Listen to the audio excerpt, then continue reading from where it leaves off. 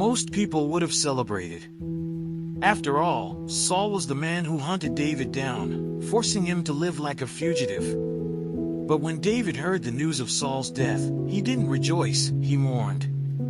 That alone flips the script on what we expect. In a world where people love to see their enemies fall, David did the opposite. And what happened next?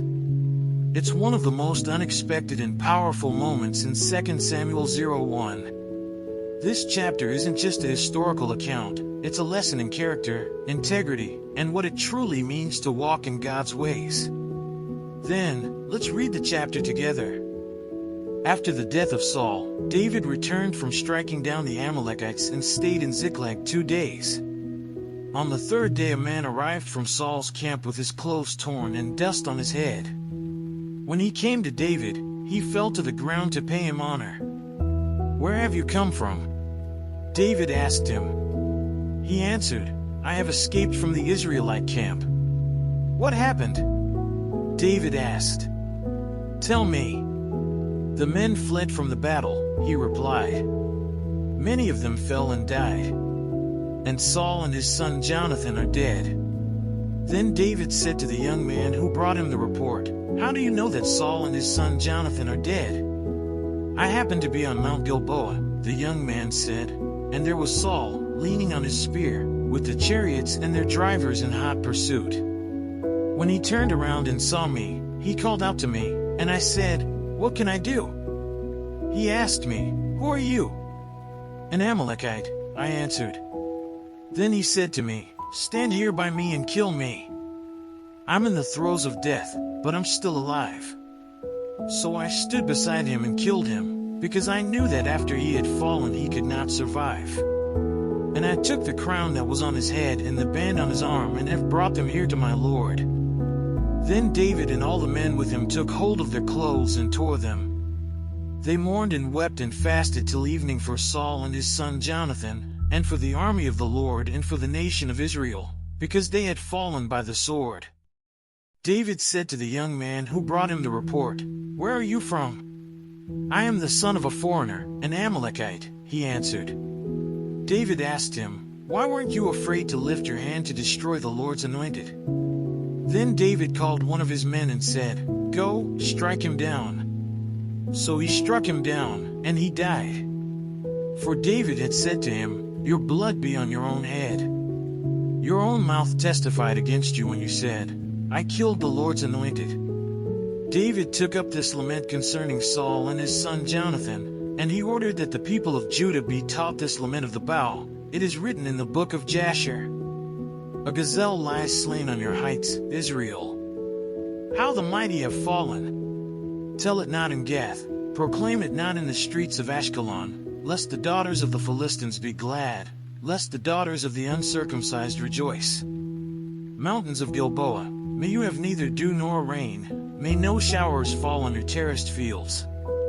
For there the shield of the mighty was despised, the shield of Saul, no longer rubbed with oil. From the blood of the slain, from the flesh of the mighty, the bow of Jonathan did not turn back, the sword of Saul did not return unsatisfied. Saul and Jonathan, in life they were loved and admired, and in death they were not parted. They were swifter than eagles, they were stronger than lions. Daughters of Israel, weep for Saul, who clothed you in scarlet and finery, who adorned your garments with ornaments of gold. How the mighty have fallen in battle! Jonathan lies slain on your heights. I grieve for you, Jonathan my brother, you were very dear to me. Your love for me was wonderful, more wonderful than that of women. How the mighty have fallen! The weapons of war have perished. Let's say a quick prayer to thank the Lord for His mercy. Father, thank you for opening my eyes through this study. David's heart challenges me to honor, to forgive, to walk with integrity even when it's hard. I don't want to be ruled by bitterness or pride. Help me to respond like David did, to choose mercy over revenge, and to see people the way you do. I know it's not always easy, but with you, I can live differently. Keep shaping my heart, Lord. Teach me to walk in wisdom, and let my life reflect your goodness. Amen. What do you do when someone who wronged you falls? Do you gloat, or do you respond like David, with integrity and honor? This chapter in 2 Samuel 01 challenges us to think differently. The world teaches us to celebrate our rivals' failures, but God's way is higher. What if, instead of bitterness, you chose mercy? Instead of tearing others down, you built character? That's the path to true strength, the kind that shapes leaders, restores hearts, and honors God. David's response wasn't just about Saul, it was about who he was becoming. And the same is true for you. Your reactions to life's challenges shape your future. Will you hold on to past wounds, or will you let integrity define you? Think about it. How different would your life be if you lived with the same heart as David? Real strength isn't in revenge, it's in choosing to rise above. Now, the question is, how will you respond when the test comes?